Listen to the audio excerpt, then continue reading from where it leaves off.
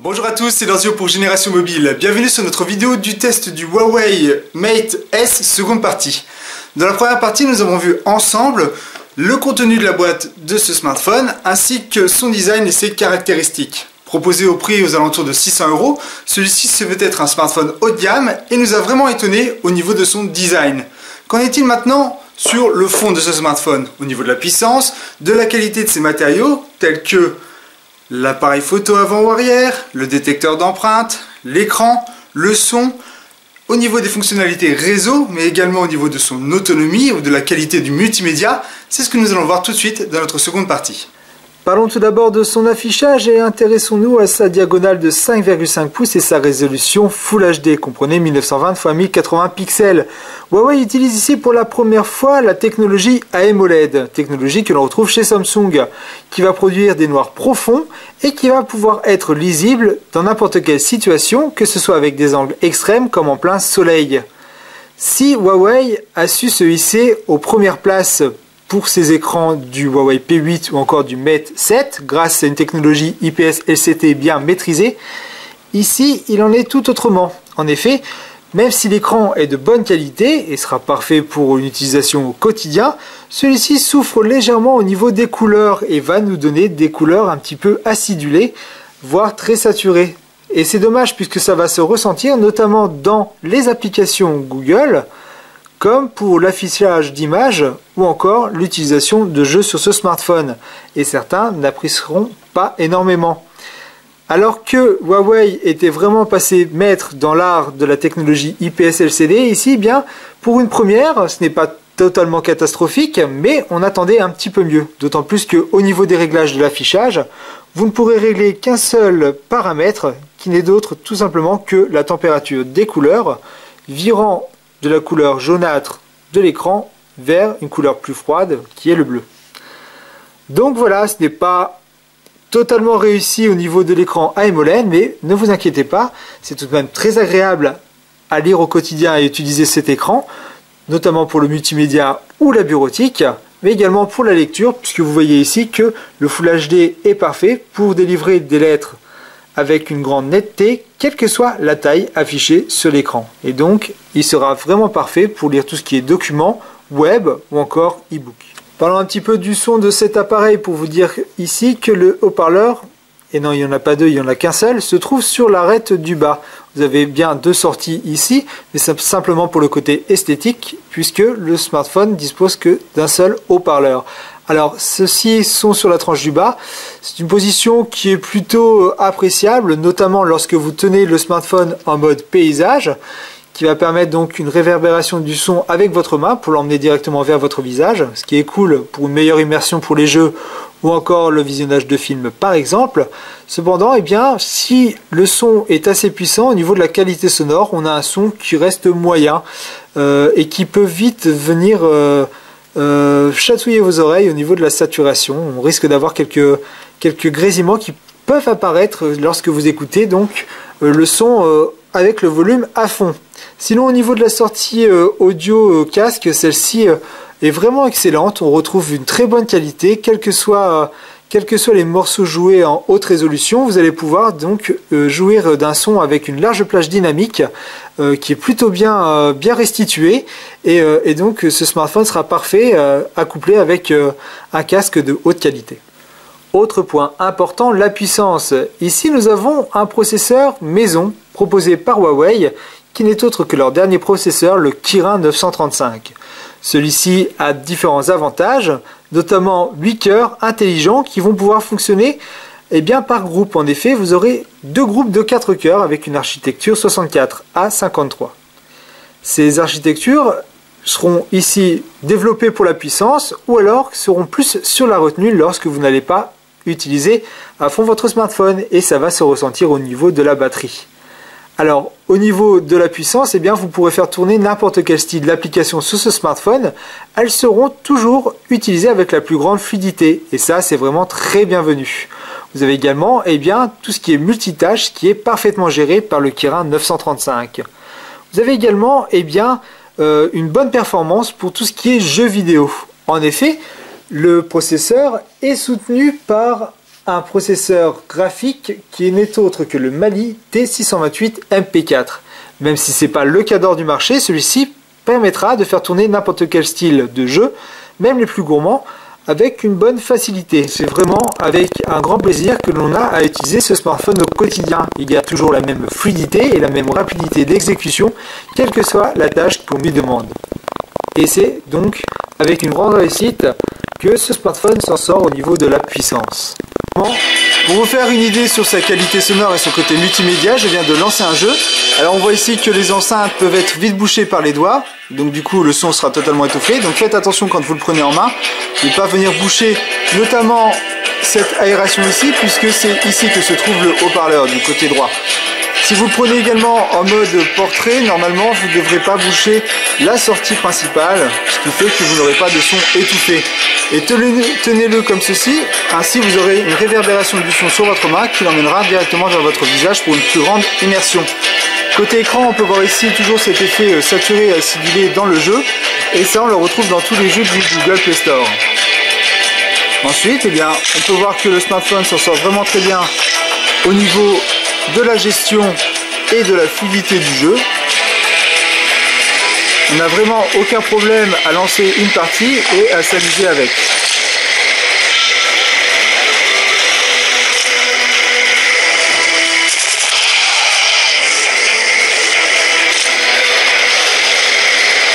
Donc voilà pour le côté multimédia de ce Huawei Ascend Mate S pour la présentation du son et du gameplay. L'OS ici est Android, c'est donc un smartphone Android qui tourne ici pour la version 5.1.1. Huawei assure qu'il est en train de travailler sur la mise à jour et on espère véritablement qu'il va s'y tenir avec Android M qui devrait être prévu normalement pour le premier trimestre 2016. S'il veut rester dans la course du haut de gamme et permettre à ses utilisateurs d'avoir les mises à jour en temps et en heure, il va falloir qu'il fasse mieux que par le passé où des mises à jour étaient attendues et ne voient toujours pas le jour. Mais rassurez-vous, début 2016, les anciens smartphones tels que le P7 ou encore le Mate 7 et le P8 auront tous droit à leur mise à jour et leur migration vers Android M.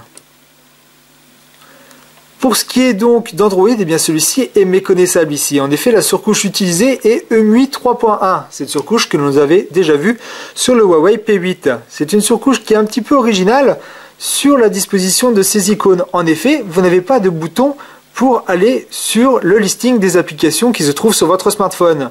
Toutes les applications de votre smartphone, y compris celles que vous allez télécharger, vont s'afficher directement ici sur les panneaux principaux de Google. Ceux-ci peuvent être au nombre de 9. Il suffit simplement de pincer votre doigt comme ceci et d'ajouter le nombre de panneaux que vous voulez jusqu'à 9 maximum. Et ainsi également définir l'écran d'accueil. On retrouve ici, comme sur le P8, des différentes fonctions telles que les fonctions de transition, encore la disposition du fond d'écran qui peut être changé à votre guise, ou encore l'ajout de widgets. Tout ce qui est plus, bien évidemment, vous permettra d'avoir une disposition au niveau de l'écran d'accueil, par une grandeur de 4x5 pour les icônes, de 5x4 ou de 5x5, ce qui est plutôt bien dans la personnalisation.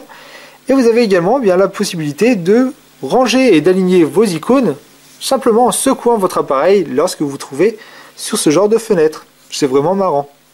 Vous avez également la possibilité, grâce à l'application thème proposée par Huawei, de télécharger différents thèmes et de pouvoir les appliquer très facilement. Du coup, on aura l'impression d'avoir un tout nouveau smartphone en main à chaque fois que l'on va changer de thème. Et ça, c'est plutôt judicieux. Donc le thème, comme vous allez pouvoir le voir, va s'appliquer vraiment très rapidement et vous allez changer du tout au tout. Le thème s'applique pour les fonds d'écran, mais également pour les icônes qui vont être modifiées. Il faut dire que Huawei ici intègre des outils qui sont plutôt performants et bienvenus. Alors on retrouve des trucs classiques comme la lampe torche ou encore l'effet miroir ou loupe, la calculatrice, la météo, radio FM. Et vous avez ici tout simplement une application directe qui est un raccourci qui vous permettra de savoir si vous avez une mise à jour du système. Et également ici un raccourci pour directement faire une sauvegarde de votre smartphone.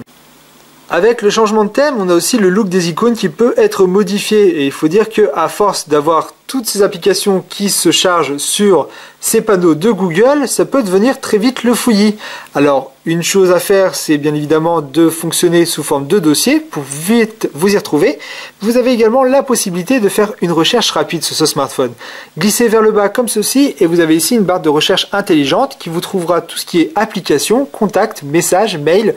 Bref, vous avez vraiment une grande recherche et il va chercher sur tout le smartphone. Du coup, bien si je cherche l'application YouTube en tapant Y, hop, j'ai tout de suite ici toutes les applications qui contiennent la lettre Y. C'est un gain de temps vraiment énorme et c'est vraiment très bien pensé de la part de EMUI 3.1 d'intégrer ce genre de recherche rapide et facilement mise en œuvre. Autre chose vraiment intéressante avec EMUI 3.1, c'est tout simplement le fait d'utiliser sa phalange. On l'avait vu sur le Huawei P8, et bien ici, on a également la possibilité, lorsque l'on va faire un toc-toc 2 fois sur l'écran, de prendre une capture d'écran. Vous voyez, c'est hyper simple. Eh bien, frappez 2 fois avec votre phalange et vous allez... Je l'ai mal fait. Pardon. Et vous allez démarrer une capture vidéo d'écran. Pour l'arrêter, eh bien, vous n'aurez plus qu'à retaper 2 fois sur votre écran pour arrêter cette capture vidéo. Donc, vous pouvez maintenant carrément filmer l'écran de votre smartphone. Ce qui est cool si vous voulez par exemple partager une expérience de jeu sur une application, pouvoir aider certaines personnes en présentant vos jeux directement sous forme de vidéo. C'est vraiment très malin. Alors il existe encore d'autres possibilités telles que le fait de marquer une lettre avec sa phalange qui va lancer directement une application. Vous avez vu comment c'est facile? Eh bien ces lettres vont pouvoir être... Alors elles sont au nombre de 4 déjà, et elles vont pouvoir chacune correspondre à une application que vous allez sélectionner. En effet, vous allez donc dans les affichages du contrôle par les mouvements que vous trouvez dans les paramètres, et vous avez ici la possibilité de dessiner jusqu'à 4 lettres qui sont C, E, N, W. C'est dommage, on aurait aimé en avoir un peu plus. Eh bien, pour la lettre C, vous pouvez sélectionner l'application que vous désirez. Que ce soit des applications natives, comme des applications que vous venez de télécharger, comme Génération Mobile, que l'on peut retrouver sur le Play Store. Sélectionnez-la et vous voyez que celle-ci apparaît pour la lettre C. Vous n'avez plus qu'ensuite faire cette lettre C avec votre phalange et vous voyez que l'application se lance automatiquement. Il faut dire que le tactile est vraiment très précis et très réactif sur ce genre d'appareil. Et ça, c'est vraiment du pur bonheur puisque vous pouvez vraiment tout lancer rien qu'avec votre phalange très rapidement. Voilà donc pour EMUI 3.1, un petit peu en gros les choses vraiment cool à faire et qui se différencient de la concurrence. Vous avez également une application qui est vraiment très complète et qui s'appelle Gestionnaire de téléphone. Cette application va vous permettre de faire un check-up de votre smartphone et savoir s'il n'y a pas moyen de gagner en autonomie ou également de gagner en mémoire pour nettoyer par exemple la mémoire RAM qui est de 3 Go. Pour cela, vous lancez le check-up de votre smartphone et vous allez voir à combien de pourcentage celui-ci est utilisé. Donc celui-ci est utilisé à 66% de sa capacité. Une fois qu'on commence à arriver dans le rouge, celui-ci pourrait montrer quelques signes de ralentissement, mais en aucun cas je suis arrivé dans le rouge et donc du coup je n'ai pas pu voir de ralentissement ou de bug par rapport à ces fonctionnalités. Vous avez ici tout ce qui est optimisation ensuite qui vous est proposé par le téléphone et cette application intelligente, comme par exemple fermer 4 applications que vous n'utilisez pas et qui utilisent de la mémoire, ou tout simplement effacer des fichiers qui prennent beaucoup de place sur votre carte SD. Donc faites attention de bien lire tous les éléments que vous proposent ces fonctionnalités pour pouvoir ensuite gérer au mieux tout ce qui sera autonomie du téléphone mais également gestion de la mémoire de votre téléphone. Vous avez donc un lien direct pour nettoyer la mémoire de votre smartphone avec une analyse intelligente qui vous dira quels sont les fichiers volumineux sur votre carte SD ou sur votre téléphone pour beaucoup mieux cibler si vous voulez faire de la place sur celui-ci. Vous avez un filtre anti-spam qui va vous permettre de bloquer certains messages ou appels de contact que vous ne désirez pas, ce qui est plutôt cool. Ici nous avons la gestion de l'énergie qui est vraiment excellente et qui va vous permettre de visualiser combien il vous reste de temps sur le smartphone, mais également de pouvoir passer d'un mode à un autre très facilement. Ici nous avons un mode intelligent qui nous fera aller jusqu'à 5h26 d'utilisation alors qu'il reste un peu plus de 50% de batterie, jusqu'à un mode ultra qui vous permettra d'aller jusqu'à 12 heures en utilisation. Alors le mode ultra vous permettra de paramétrer certaines fonctions qui sont à mettre en veille ou non, comme par exemple tout ce qui est Wi-Fi, Bluetooth ou même connexion de données. Celles-ci vont être arrêtées pour pouvoir économiser de la batterie. Vous pouvez donc ou non l'utiliser.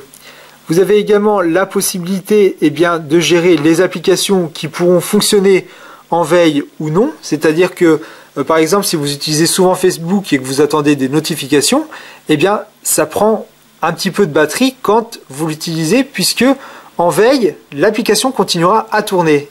Grâce ici au mode ultra, celui-ci va carrément arrêter cette application lorsque le smartphone se trouvera en veille pour économiser de l'énergie. Par contre, attention, puisque si vous faites ça, vous ne recevrez pas de notification de l'application que vous aurez choisi d'arrêter lorsque le smartphone passe en mode veille. Et comme on est en train de parler de performance et de batterie, je vais vous parler de son autonomie. Ici, le smartphone embarque une batterie de 2680 mAh, ce qui a fait hérisser quelques poils lorsque on a annoncé un smartphone avec un écran de 5,5 pouces. Mais le fait que l'écran soit de technologie AMOLED, donc moins énergivore, et le fait d'avoir un processeur qui gère parfaitement bien l'énergie, on va avoir un smartphone qui va durer facilement toute une journée, voire une journée et demie, en utilisation soutenue. Si vous l'utilisez un petit peu moins, c'est-à-dire que vous faites un petit peu tout comme ça, mais espacé dans le temps, vous pourrez tenir facilement 2 jours, ce qui est vraiment bienvenu. Attention tout de même sur l'utilisation de certains jeux énergivores. Là, la batterie risque de fortement descendre, avec un processeur qui va chauffer un petit peu et qui risque de se ressentir. C'est notamment le cas pour beaucoup de smartphones qui sont très fins et qui utilisent un alliage de métal, et c'est le cas ici pour le Huawei Mate S. Pour ce qui est des autres petites choses que l'on retrouve sur cette application qui est bien complète, c'est tout simplement la gestion des flux, pour savoir les flux de connexion de données, donc via les connexions de données proposées par votre opérateur, ou encore les connexions de données Wi-Fi. Vous avez également le centre de notification qui va vous permettre de gérer toutes les notifications de toutes vos applications, qui est vraiment bien faite. Vous avez ici un mode ne pas déranger qui pourra être paramétrable et que l'on retrouve sur les smartphones d'Android 5.1.1. Vous avez la gestion des bulles de notification qui vont être soit activées, soit désactivées à votre guise, suivant les applications qui proposent cette fonctionnalité. Enfin, il existe un autre paramètre qui est le verrouillage d'applications et qui vous permettra tout simplement de verrouiller certaines applications à votre guise, et qui sera obligé de demander à chaque fois un mot de passe pour pouvoir s'ouvrir. Ce qui est plutôt bien si des fois vous voulez sécuriser un petit peu l'accès à votre smartphone et l'accès à certaines applications que vous aurez au préalable sélectionnées. Pour, par exemple, si vous laissez votre téléphone à un enfant, par exemple, vous allez pouvoir, par exemple, verrouiller Facebook, tout ce qui est réseaux sociaux, email ou encore Google Play Store pour éviter que celui-ci ne fasse de mauvaises opérations.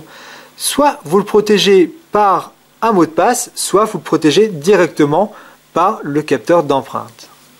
Et d'ailleurs, je vais rebondir sur le capteur d'empreinte directement en vous montrant ses paramètres. Nous avons ici le détecteur d'empreinte le meilleur du marché. Il surpasse celui que l'on peut trouver sur un Z5, sur un iPhone 6 ou encore tout simplement sur un Samsung.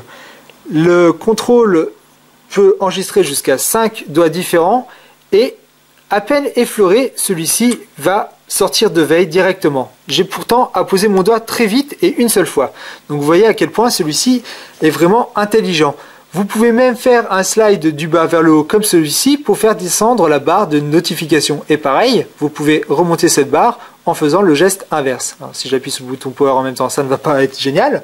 Vous avez également la possibilité, lorsque vous allez dans la galerie, tout simplement de... la galerie se trouve où? Elle se trouve là-haut, pardon. Vous allez pouvoir tout simplement slider avec votre doigt pour faire apparaître la prochaine photo. Hop, comme ceci. Et tout se fait vraiment très rapidement. Et c'est vraiment excellent puisque ça va faciliter l'utilisation à une main. Donc j'effleure à peine le détecteur d'empreinte et vous voyez que je peux faire plein de petites opérations comme celle-ci. Vous avez également la possibilité de prendre un cliché directement lorsque vous avez appuyé sur ce détecteur d'empreinte lorsque vous êtes dans l'application appareil photo. Pour paramétrer le détecteur d'empreinte, c'est très simple. Vous allez tout simplement aller dans les paramètres, puis dans ID empreinte digitale. Là, vous avez toutes les fonctions que celui-ci va pouvoir faire, donc comme la prise d'appel, où vous maintenez votre doigt sur le détecteur d'empreinte pour décrocher directement, pratique lorsque on tient le smartphone qui a une seule main. Vous avez également la prise de photo vidéo comme je vous le disais. Vous avez l'annulation de l'alarme qui peut se faire directement au toucher et en maintenant le capteur d'empreinte, l'affichage du panneau de notification comme nous l'avons vu et le visionnage des photos en faisant un geste de slide. Espérons que Huawei continue dans cette voie et nous propose encore plus de possibilités avec ses applications par exemple. Pour plus de sécurité, vous avez également la possibilité, grâce au détecteur d'empreinte, de protéger certaines données, comme des documents, des photos ou des vidéos. Pour cela, vous allez dans l'application Fichier et vous avez une petite icône qui s'appelle Coffre-fort. Cette icône va vous permettre tout simplement de crypter les données là et de pouvoir les rendre accessibles que par vous via le détecteur d'empreinte ou via un code PIN. Vous n'avez juste qu'à l'activer, puis tout simplement choisir les dossiers que vous voulez protéger en y intégrant un mot de passe. Alors le mot de passe doit être beaucoup plus compliqué que 4x0. Là je vous fais juste une démo. Vous devez répondre à une question si des fois vous oubliez votre réponse. Alors moi je suis né à GenMob. Et voilà. Vous pouvez associer ensuite l'empreinte digitale à votre coffre-fort. Et une fois que c'est associé, vous pouvez y inclure n'importe quel style de document. Il suffit juste de faire ajouter et vous choisissez ensuite une image à ajouter dans votre coffre-fort. Vous êtes sûr que celle-ci ne sera visible que par vous. Et pour y accéder, vous êtes obligé de mettre votre empreinte digitale pour pouvoir y accéder. Donc vous voyez, j'ai effleuré le détecteur d'empreinte et hop, j'accède à ma photo comme ceci. De même, bien évidemment, vous pouvez retirer à tout moment celle-ci en appuyant ici en bas sur l'icône retirer. Vous sélectionnez tout, vous sélectionnez la photo, vous faites retirer, à remettre à l'emplacement par défaut et voilà, le fichier a disparu de votre coffre-fort. Donc ça c'est vraiment excellent d'avoir ce point de vue sécuritaire avec un coffre-fort qui vous permettra de mettre des documents plutôt sensibles sur soit votre carte SD, soit votre mémoire interne dans le coffre-fort.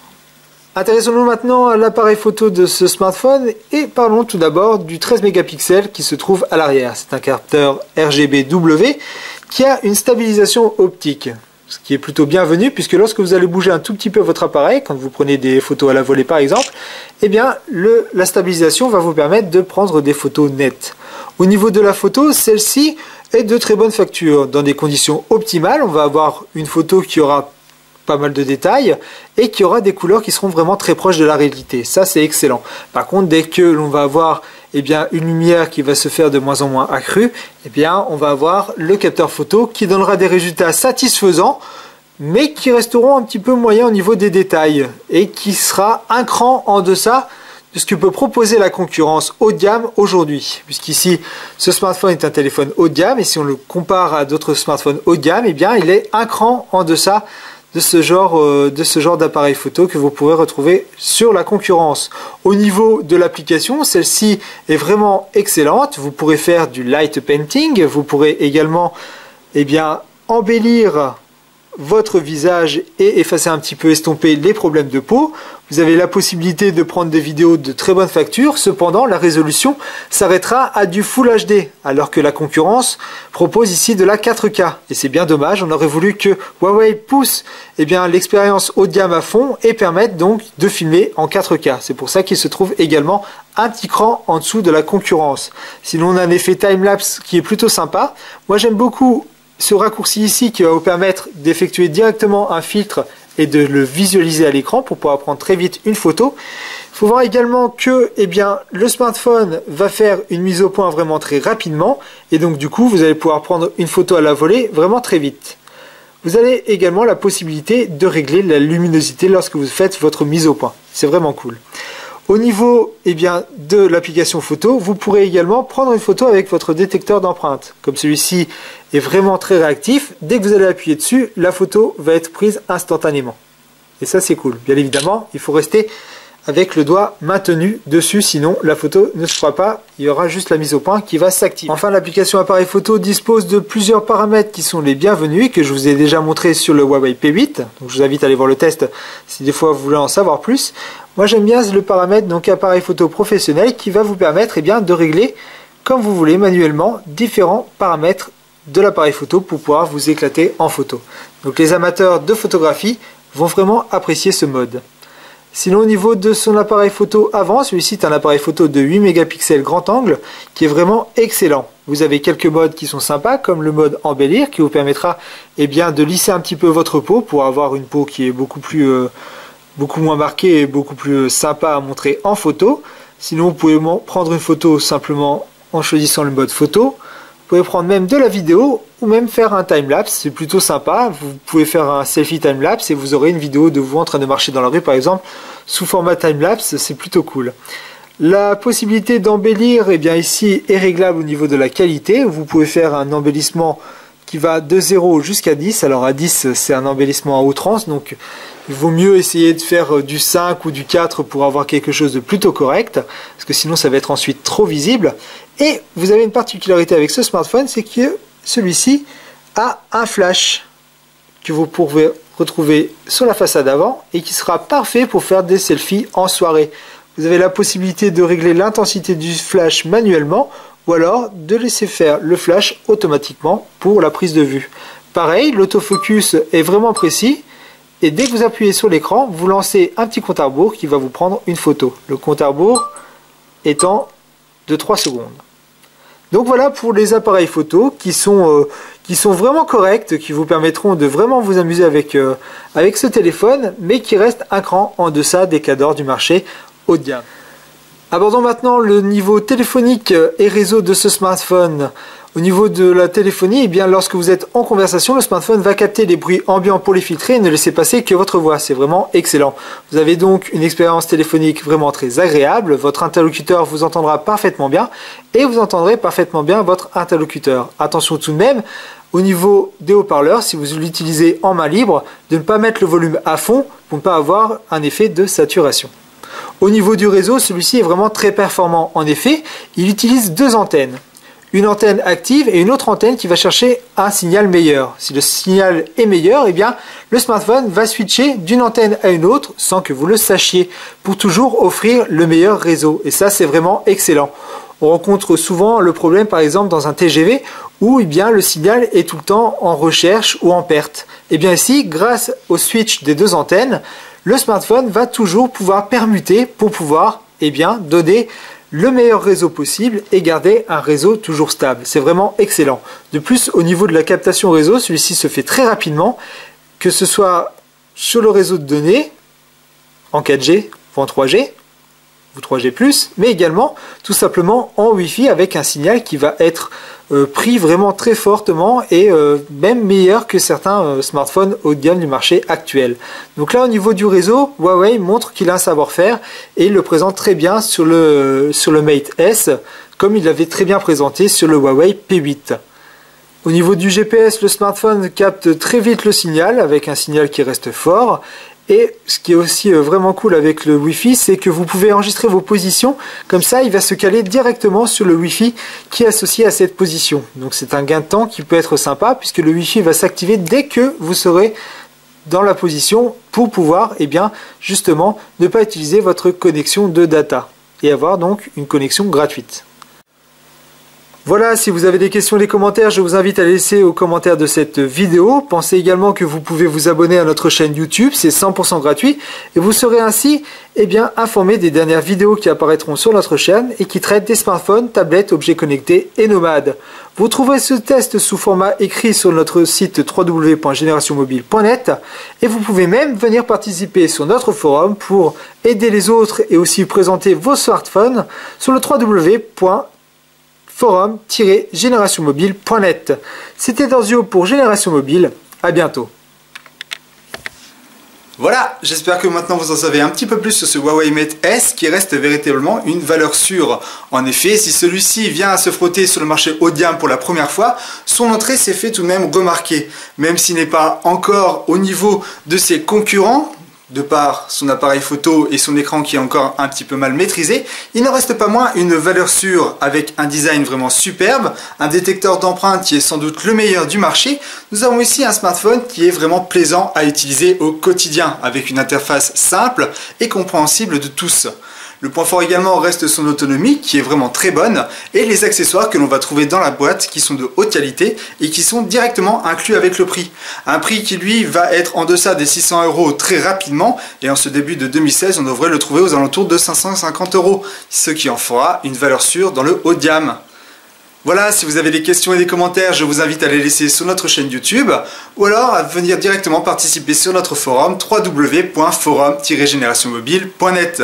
Vous pourrez également retrouver le test de ce Huawei Mate S directement sur notre site internet, le www.generationmobile.net. Si vous voulez, vous pouvez également vous abonner à notre chaîne, c'est 100% gratuit et vous serez ainsi informé des dernières vidéos qui traitent des smartphones, tablettes, objets connectés et nomades. C'était Darzio pour Génération Mobile, à bientôt.